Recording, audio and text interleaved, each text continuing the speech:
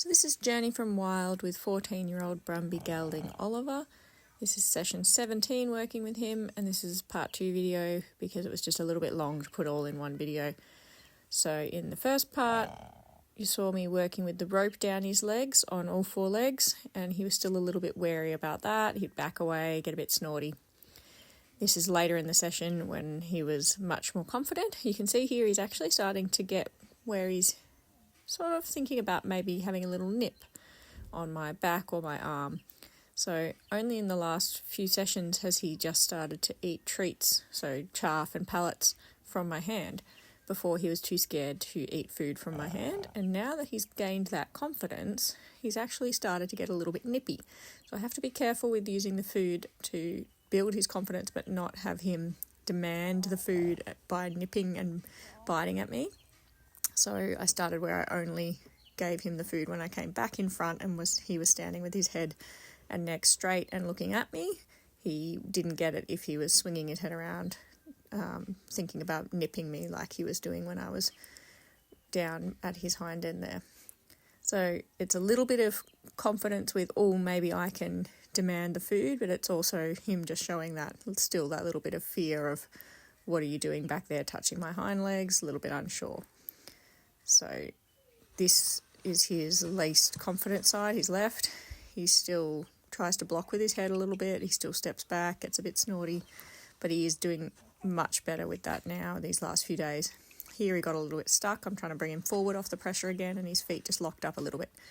So I'm trying now, anytime he gets a little bit worried and steps back, I'm asking him to come forward again a few steps just to unlock the feet and try to not have him get anxious and bracey.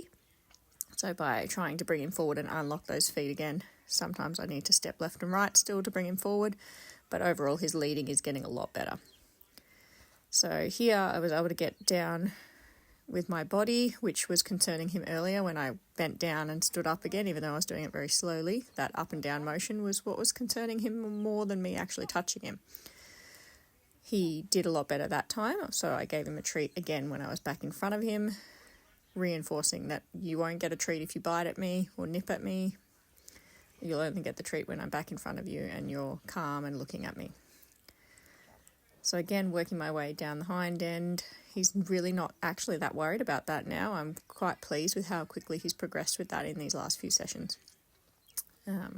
He's still there nipping, or not actually nipping, but swinging his head around as if he could nip me. And I was just working on starting to touch his tail because he's got some pretty gnarly dreadlocks and I'd really like to start working on getting them out for him.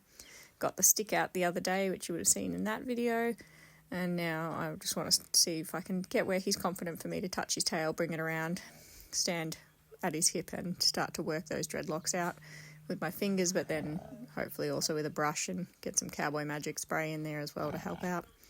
So he's obviously not quite ready for me to be standing behind him, but he's getting a lot more confident with me being back at his hind end, which is really great.